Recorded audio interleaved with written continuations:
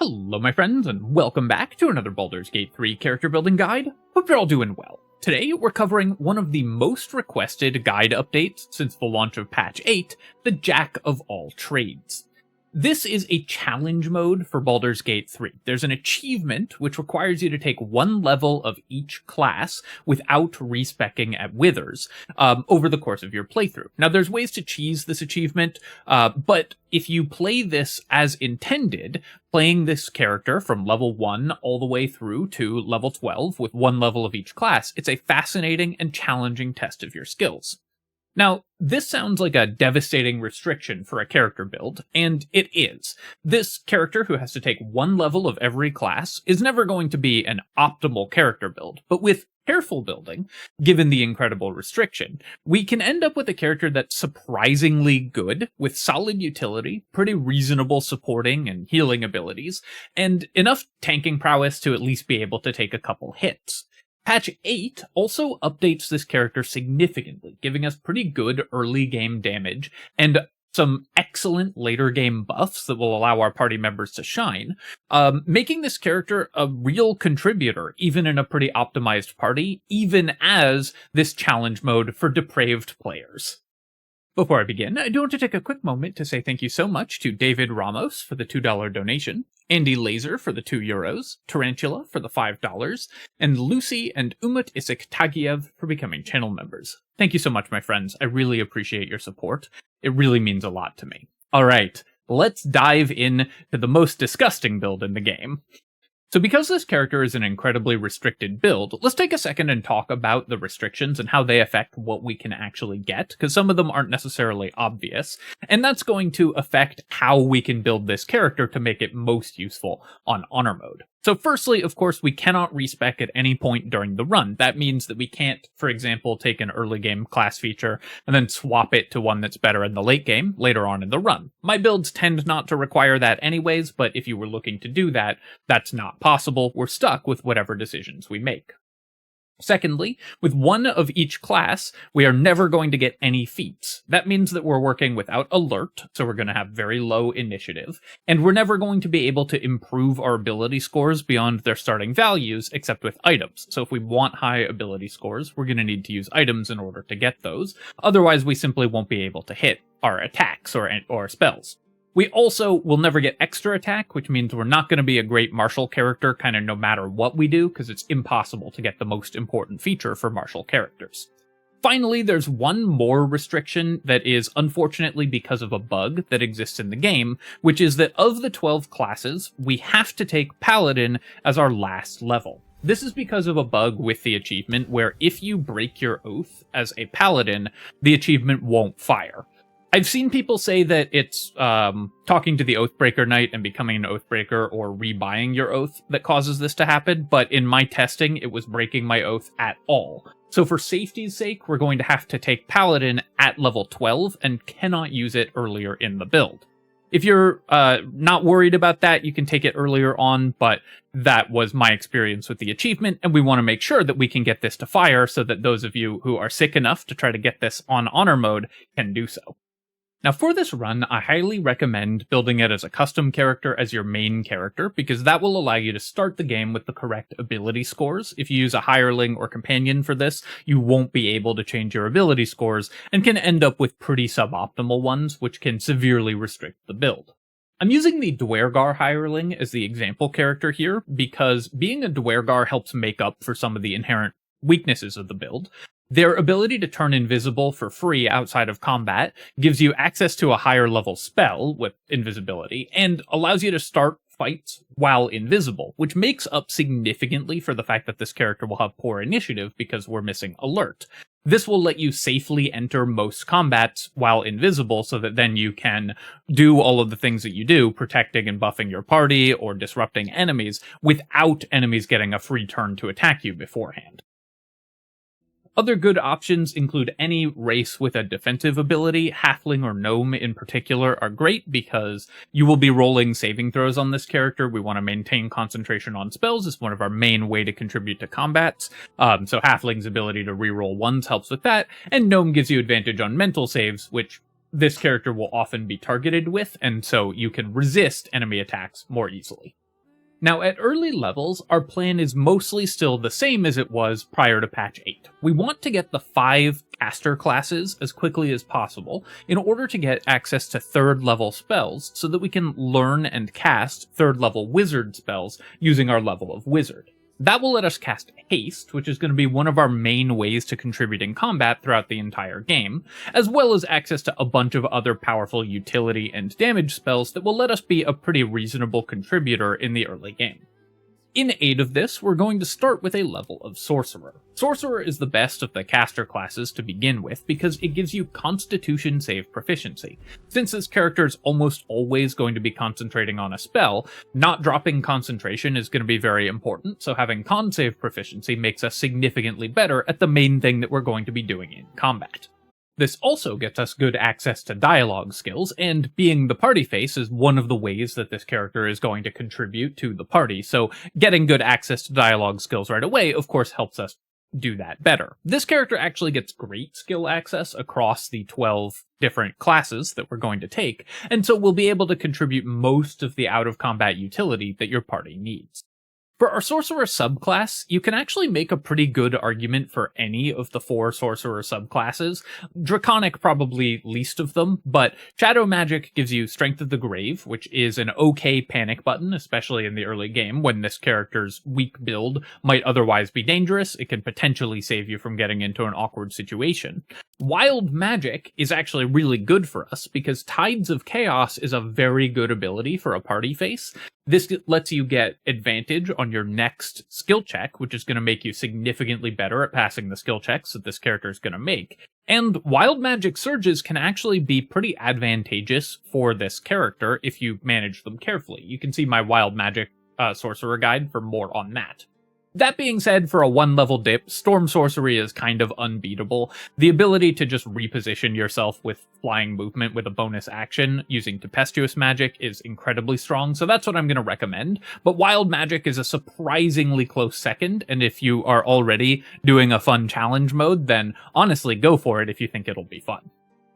For our cantrip selection, we're going to pick up our main combat cantrips from Sorcerer because we're going to have decent charisma, so these will be good ways to fight in the early game. So we're going to pick up Bone Chill, Ray of Frost, and Firebolt, all from Sorcerer, so that if we're making attack rolls with our cantrips, then they are charisma-based.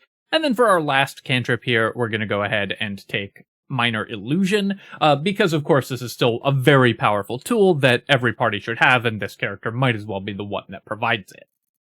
For our spell selection here, we're going to go ahead and take Magic Missile. This will not require us to have good casting stats, so even though our 16 Charisma is going to be outclassed in the late game, Magic Missile is going to stay extremely relevant all game, and then in addition to that, we're taking Shield. This will give us good defenses and be part of our defensive setup that is going to make this character actually a reasonably solid tank on into the late game, where enemies will attack us and then often be able to be forced to miss their attacks when we use Shield in response.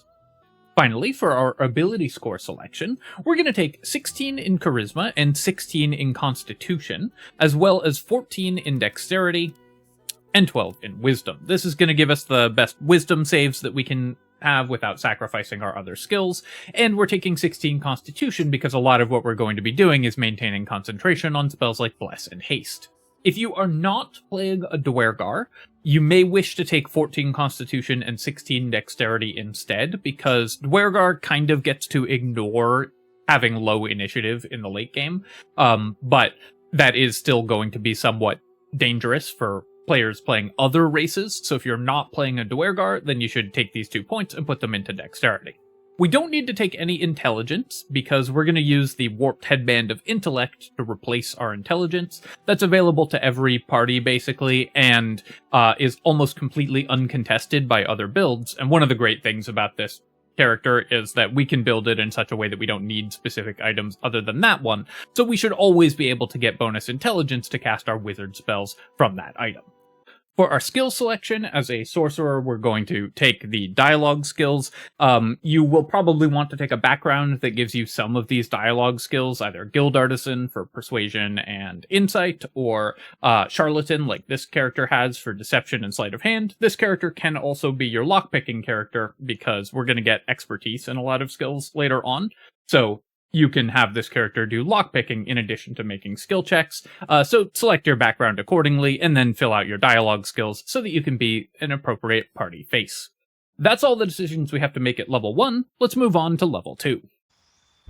Character level 2, we of course need to multi-class immediately, since that's the nature of the challenge, and we have a choice of the 5 caster levels, because again we want to get to 3rd level spells as soon as possible.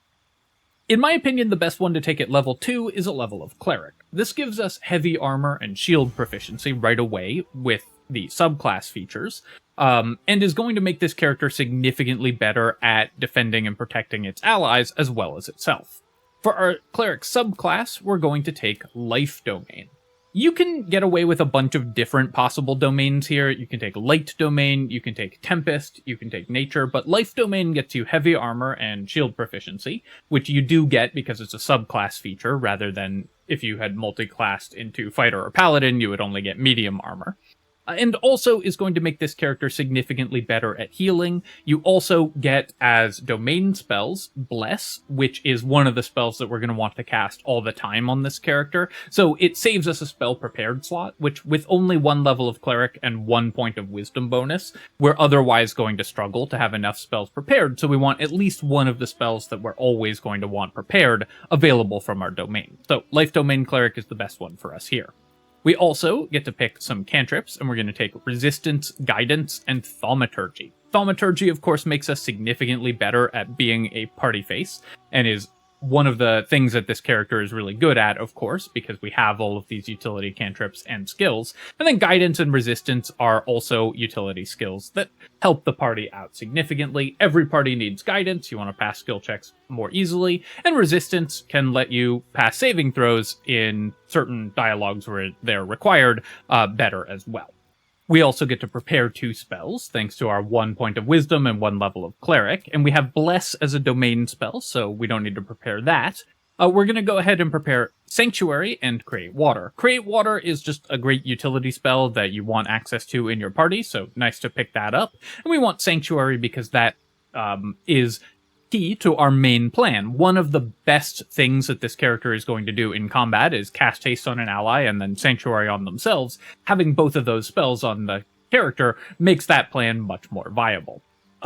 We don't need to pick up Healing Word from Cleric, because we'll get that as a Charisma-based spell from Bard, and since our Charisma is higher than our Wisdom, it's going to be better to have that as a Bard spell.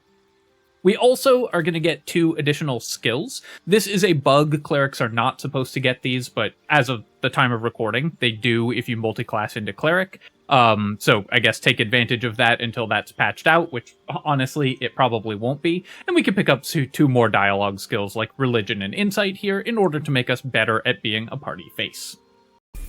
At character level 3, we again want to take one of the main caster classes so we can hit 3rd level spells as soon as possible, but we probably don't need to take Wizard yet. Our Wizard level is only going to be particularly useful once we have the Warped Headband of Intellect, which requires a pretty tough fight to take at level 2, so we probably won't have that yet. For that reason, we're going to go ahead and take Bard. This is going to make us even better at out-of-combat utility, because we get way better skill access, and also make us a significantly better contributor in combat, because we're going to be able to pick up Healing Word, which is going to make us really good at healing our allies, thanks to our Life Domain Cleric bonus, and just the fact that this character is a pretty solid supporting and utility caster overall. For our cantrips here, we're going to go ahead and pick up Friends, because that makes us better at being a party face. And we're going to grab Vicious Mockery for fun. This character gets so many cantrips that you can kind of take whatever, so this will just let us be annoying to enemies, which of course is one of the things that you want to do the most.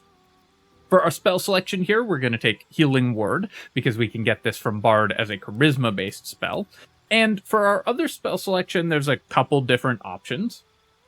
Longstrider and Enhanced Leap we're going to be able to get from other levels, so we don't need to have this as a spell known. So I'm going to recommend picking up Disguise Self because it's still useful as a party face. Dissonant Whispers will still be a very relevant combat spell for several more levels, so it can be pretty good there. And Heroism, you don't want to prepare from other classes, so this can be pretty nice in order to boost your party up if you want something to concentrate on in longer fights. We also, of course, get to add in another skill selection, so you can take whatever you feel your party is missing. You can pick up Stealth in order to make this character stealthier and cover everything else, or you can take Performance to fill out all of the potential dialogue skills as well. Finally, of course, get your starting instrument right, or you're going to ruin the whole build, and then we'll move on to level 4. At character level 4, we're going to multiclass again, shocking no one, and here we're going to take a level of Wizard. You may still not have the Warped Headband of Intellect, that's okay. Even being able to cast one wizard spell, like Cloud of Daggers, or a defensive spell like Misty Step, can be very useful at this point, so we want the wizard level anyways, so we can start learning the scrolls that we've been collecting up until now. And, of course, as soon as we do get the Warped Headband of Intellect, wizard spells become our main offensive tool, and we can prepare and cast up to 4 of them, which can be very useful. We'll want this wizard level for next level as well, when we are able to get 3rd level spells and start using those. For our cantrip selection from Wizard, at this point, we can take more offensive cantrips because we'll have eventually 17 intelligence, so we'll be just as good at using wizard spells as we are at using sorcerer or bard spells. But we mostly still just want utility now because this character is... Our usefulness is starting to be our supporting and utility abilities anyways, so we're just going to focus on getting those from our spell selection here.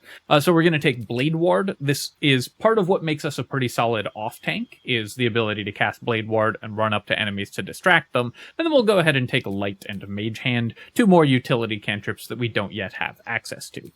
For our spell selection here, this is going to depend significantly on what scrolls you have found up until this point, because obviously you're going to be trying to learn as many wizard spells as you have scrolls available. Some that you do want, though, are Find Familiar, which there is no scroll of, so you want to learn that as a wizard spell. And Chromatic Orb is still going to be a very powerful offensive tool, so you're definitely going to want to make sure to learn that. Otherwise, just fill this out with utility spells that you don't yet have, because that's what's going to make your character the most useful to your party. At character level 5, we're going to take our Druid level, which gets us our 5th caster level, so now we can learn and cast 3rd level spells as a wizard. At this point in the game, we're basically just a wizard, but with heavy armor, as well as great healing and great skills. We will have 17 intelligence, which will be comparable to what other wizards will have at this point in the game. So we'll be able to cast offensive wizard spells like Hypnotic Pattern or Sleet Storm, as well as utility spells or buff spells like Haste. So this character is still very much a contributor at this point in the game, just like any other full caster. Our Druid level, we don't get much particularly powerful from Druid, though it does let us pick up Enhanced Leap and Longstrider if we didn't get those from Wizard Scrolls, which of course are going to be very important. Goodberry is also unique to Druids and gives us another way to support our party by spending spare spell slots on extra long rests for the party.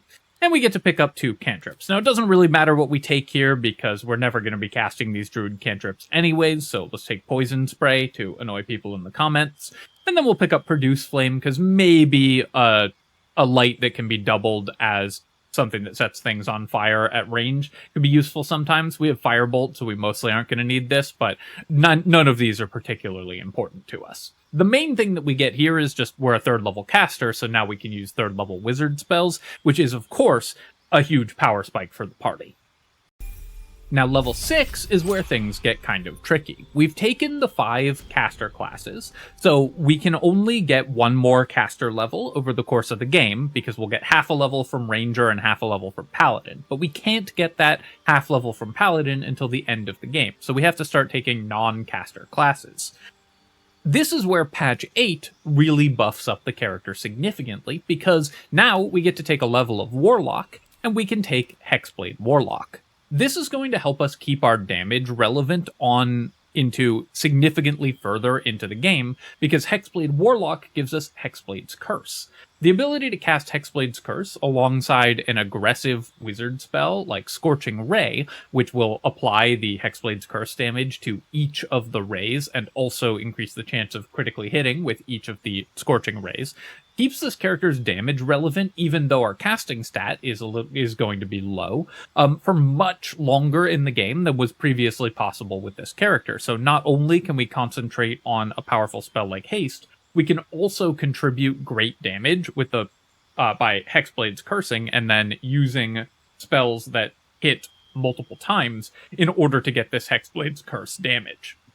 We do also get Bind Hexed Weapon, which will allow us to attack with melee weapons using our charisma. I don't really recommend that this character make melee attacks. You're going to be better off playing as a caster and support character, though that is something that you can do. And there are some melee weapons with pretty powerful debuffs associated with them, and maybe you could have this character use one of those for a level or two, but probably you're going to want to focus on buffing and supporting your party and stick to ranged damage when you do damage at all. For our cantrip selection, we will still be taking Eldritch Blast. Even without Agonizing Blast, it's still a great damage cantrip, and we will be using ranged damage cantrips still pretty frequently at this point. And we'll also go ahead and pick up Booming Blade, although, like I said, we're not going to be doing a lot of melee attacks. Booming Blade is powerful and free, so if we ever do need to make a melee attack, it is nice to have, and it gives us a significant edge, given that we don't have extra attack, that our one melee attack per turn is going to be significantly more powerful because Booming Blade exists. For our spell selection here, there are some Warlock spells that are kind of unique and give this character another layer that we can take, and those are Armor of Agathys and Hellish Rebuke.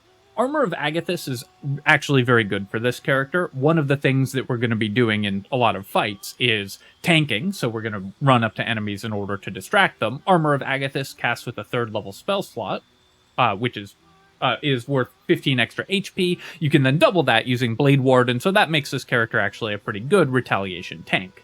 Hellish Rebuke, you probably won't use that often, but it does let you add extra damage sometimes when enemies hit you, and it's more useful than any of the other available Warlock spells at this point, because while you will use it very rarely, when you do use it, it will be pretty nice to have. Character level 7 is where things start to get a little bit more painful for this character. Other characters are now getting access to 4th level spells, they've all had extra attack for a couple levels, so they're doing a lot more damage and have more powerful tools at their disposal, whereas we're now taking levels that don't give us as much. Nonetheless, we can still get some pretty solid advantages, and the next level that I like to take for this character is Rogue. We've been pretty good at passing dialogue checks and skill checks up to this point, but Rogue is going to give us expertise in 2 more skills, so that can allow this character to keep sleight of hand expertise, so we can continue to be a great lockpicking character. Even with low dexterity, sleight of hand expertise means that combined with the fact that we have guidance naturally and all of the other ways to gain advantage on skill checks that this character has, especially if you did take Wild Magic Sorcerer, means we're still going to be a great lockpicking character, and expertise in persuasion is going to make us just very good at passing all the important dialogue checks. This will also come at the right time for a lot of the most important persuasion checks in the game.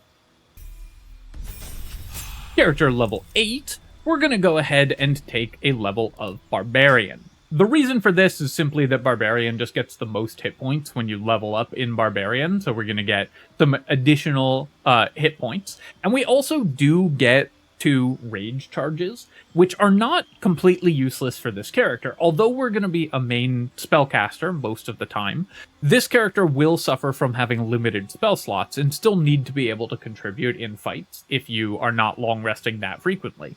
One of the ways that you can do that is, as aforementioned, by using Armor of Agathys with a 3rd level spell, and then entering a Barbarian Rage. So against fights where enemies are doing primarily physical damage, going into a rage to take half damage from everything that's attacking you and retaliating with Armor of Agathys damage is actually really good. There's also bugs where you can use Hellish Rebuke and Shield while raging, 2 spells that this character has, so that can make you actually okay at doing retaliation damage, even in the late game, while also being pretty survivable. At character level 9, we're going to go ahead and take our Ranger level. The reason for this is that Rangers get more skill options, so we can now take an additional skill like Perception. Obviously never hurts to have Perception in any party, but probably you're going to take yet another dialogue skill like Investigation or Nature. And we also get a Natural Explorer pick. For Natural Explorer, we're going to go ahead and take Wasteland Wanderer for Fire. Fire damage is still the most common damage type in the late game, so having resistance to fire is good. Now, one of the armor sets that we could use might give us fire resistance, and if you plan to use that one, taking Wasteland Wanderer for Poison, which is a harder resistance to get, is also a totally legitimate choice, so it's going to be one of those two. And of course, for our favored enemy, we're going to be taking Mage Breaker so that we can pick up True Strike to annoy people in the YouTube comments. You thought I'd forgotten to pick it up in this build, but don't worry, I got you. At level 10, we're going to take our level of Fighter, which of course gives us Second Wind. Now at this point in the game, if we need a bonus action self-heal, we're going to be using a potion most of the time, but if you want to save a potion, don't forget that you have this ability. It does benefit from your Life Domain Cleric abilities, so you'll get some extra healing. But more importantly, we get a fighting style. There are two fighting styles that are really good. You can never go wrong with defense. Always going to be great. This character is going to be frontlining and also concentrating on spells, so making them harder to hit is going to make them significantly better at doing what they do. But we can also take protection fighting style. Since you're going to be using a shield, this can help you protect your more vulnerable allies, and we don't have a lot of great uses for our reaction on this character. Attacks of opportunity are usually going to miss. We have the shield spell, of course, but that's only if we are attacked ourselves. So protection fighting style is very useful, especially now that we have some more of our defensive abilities online at this point in the game, since we have our levels in Ranger and Barbarian. One important thing to know if you're playing a Dwergar, protection fighting style doesn't work if you're invisible. So you can't sit invisibly next to your allies and use protection fighting style, but once you have become visible and entered the combat, this will help you protect your more vulnerable party members much better. At level 11, of course, we have to take our level of Monk, since we need to take Paladin last to avoid accidentally breaking our oath and causing the entire run to fail. Now, unfortunately, Monk doesn't get us basically anything. There's really nothing here that we value. We're using heavy armor, so unarmored defense doesn't do anything for us, and the abilities that scale off of our attacks, well, we're not making attacks, so Monk is kind of a dead level for us, and just a tax to be able to play this character successfully. But things really pick up again when we get to take Paladin at level 12, because patch 8 has made Paladin a significantly better one-level dip with the addition of Oath of the Crown. Oath of the Crown Paladin gets the Righteous Clarity ability, which lets you, as a bonus action for your Channel Oath charge, so once per short rest, give an ally their proficiency bonus to their attack rolls for 10 turns. You can cast this before combat starts and still have your bonus action. It's not disrupted by having Sanctuary or anything, and it doesn't require your concentration, and this is a massive buff to your allies' hit chance. On this character, you can actually use it in order to still make attack rolls in the late game. You can self-cast Righteous Clarity and still use stuff like Scorching Ray, because it's every attack roll, not just weapon attack rolls. So you can use Scorching Ray with Hexblade's Curse and Righteous Clarity to still do good late-game damage. But mostly you're probably going to be using this on one of your more optimized party member builds in order to make them a more dangerous threat. But the fact that you get this extremely powerful ability from a one-level Paladin dip now makes this character a significantly better contributor in the late game. And also, if you're certain that you won't break your oath, you can take this Paladin level earlier before some of the less exciting levels that we took over the last few levels in order to get this ability much sooner. Also, of course, if you have played the Jack of all trades all the way through to level 12, I fully support, and don't get the achievement, I fully support hiring a hireling and just leveling them with one of each of the class levels in order to unlock the achievement. By that point, you've certainly earned it. Alright, my friends, I hope that you have enjoyed taking a look at this Jack of all trades challenge mode character. It is massively buffed in patch 8. Still not what I would call a great character, but surprisingly good for damage for the first 7 or 8 levels, which is most of the game, and then remains a pretty viable support character and a decent off-tank in the late game, so will absolutely be totally playable for an honor mode run.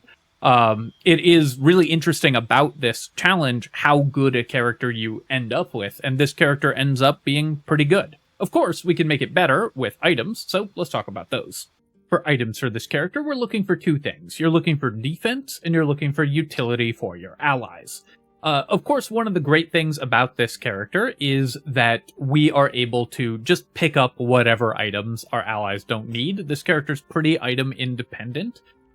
Since this build is not very focused, it doesn't have particular item requirements, so we're able to use whatever defensive gear we don't need for another build, and therefore it will fit well into any party, and actually be able to be a jack of all trades. There is one item that we do specifically need to have, and that's the Warped Headband of Intellect. Without this, you just won't be able to prepare enough wizard spells to make this character relevant with wizard spellcasting, so you're always going to want the Warped Headband. Luckily, this is not an item that is heavily contested by most other builds.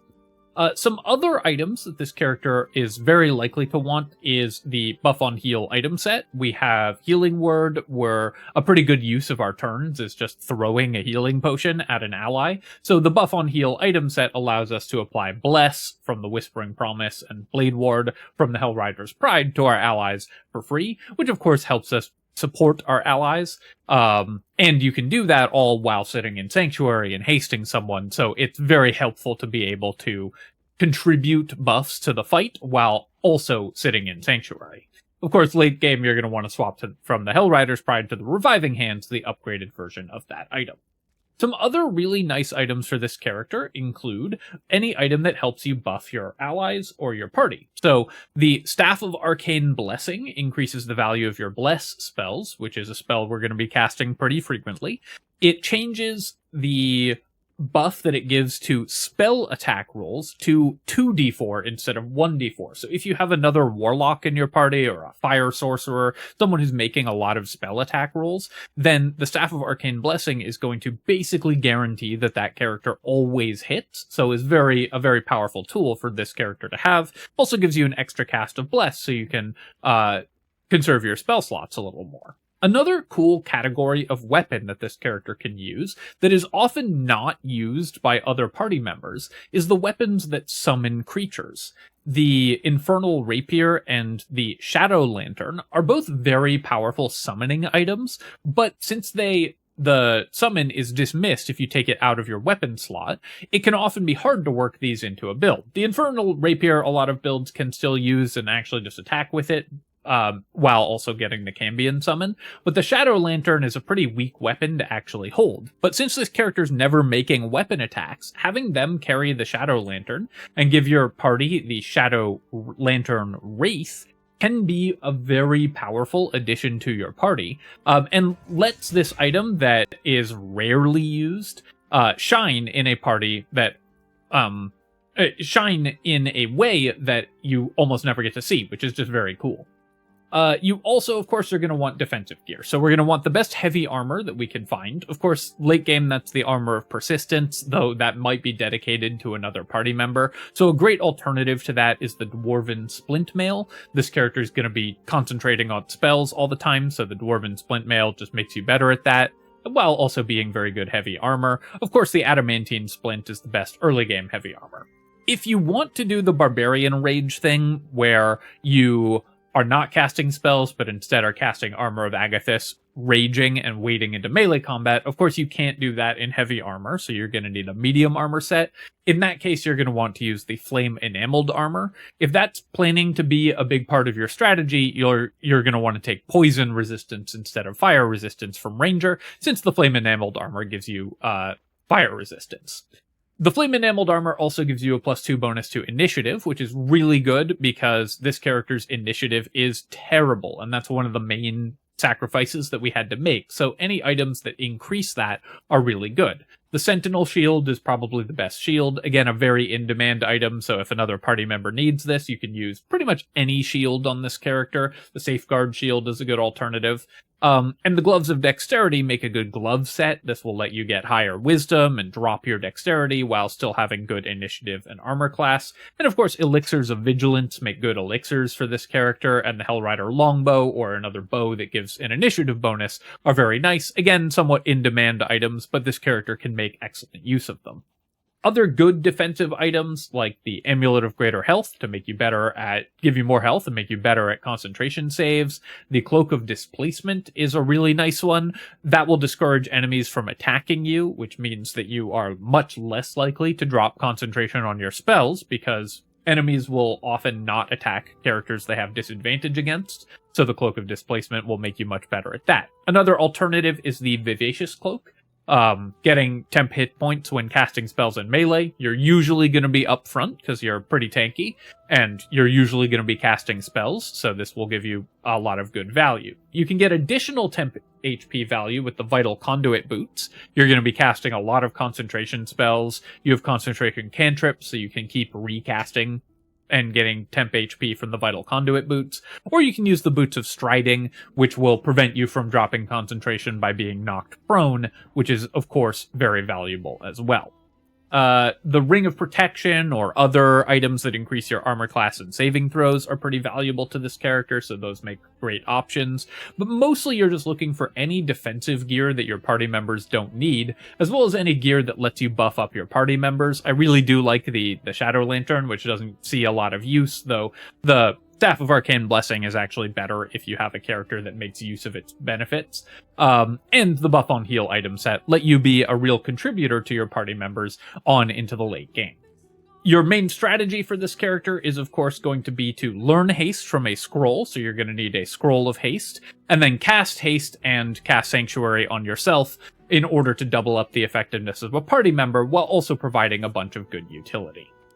Alright, my friends, I hope you've enjoyed this look at the Jack of All Trades build, and if you are depraved enough to try running this through Honor Mode, I have successfully done this myself, and I know other people have successfully done it, so definitely let me know how you found it and what works for you and everything with this build, especially updated to patch 8. Excited to hear your stories coming back with this one. As always, of course, if you have enjoyed the video, feel free to leave a comment and hit like. Helps me out with the algorithm, so I appreciate you taking the time to do that. And of course, you can subscribe to my channel for more Baldur's Gate 3 build guides and other strategy game analysis. Cheers, my friends. I'll catch you next time.